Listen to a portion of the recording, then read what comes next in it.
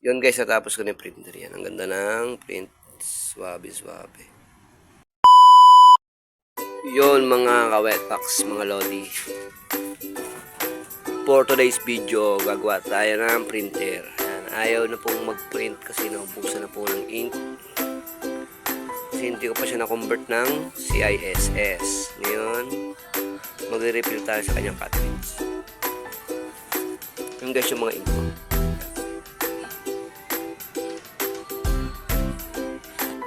Yun na nga guys, nasa colored na nga pala ako. Natapos ko na kasi yung black. Yun, binasta ko na nga doon pa rin pang sanction.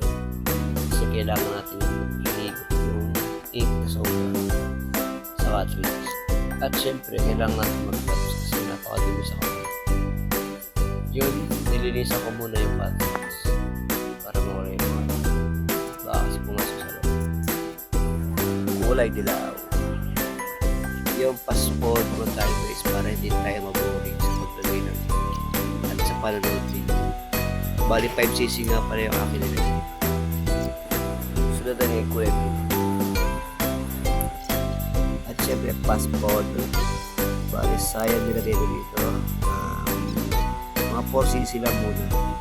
Kasi sa sanction pa natin ito. At sunod natin yung magenta. Yung pinakahuli natin ilalagay. Passport ulit.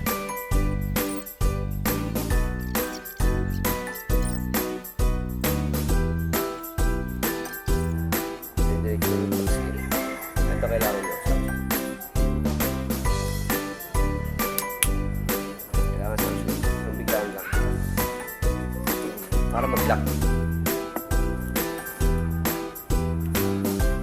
Importante ito guys, isang para mag-lock. Hindi mag-lock yung pag walang sanction. Direct lang yung kanyang pagbulusok ng ink. Yun.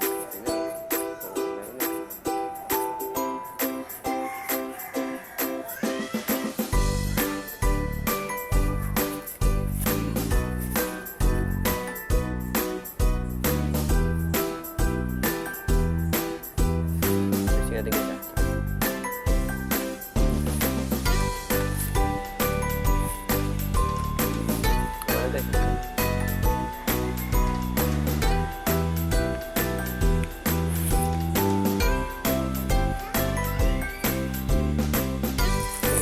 Yun guys, nakailang sanction pala ako kasi sumisilip, lumalabas ko sa yung ink. Kailangan kasi mag-lock yun. Pag may lumalabas kasi ibig sabihin, leak. At maiigay yung ganyang ink. Yun guys, nakadaming testing nga pala ako ng sanction sa kanang test ng print. Yun guys, natapos ko na yung ito na yung kinalabasan niya nung huling-huli kong test. Okay na siya, maganda na yung print niya. Tinesting natin i-print yung ating sticker.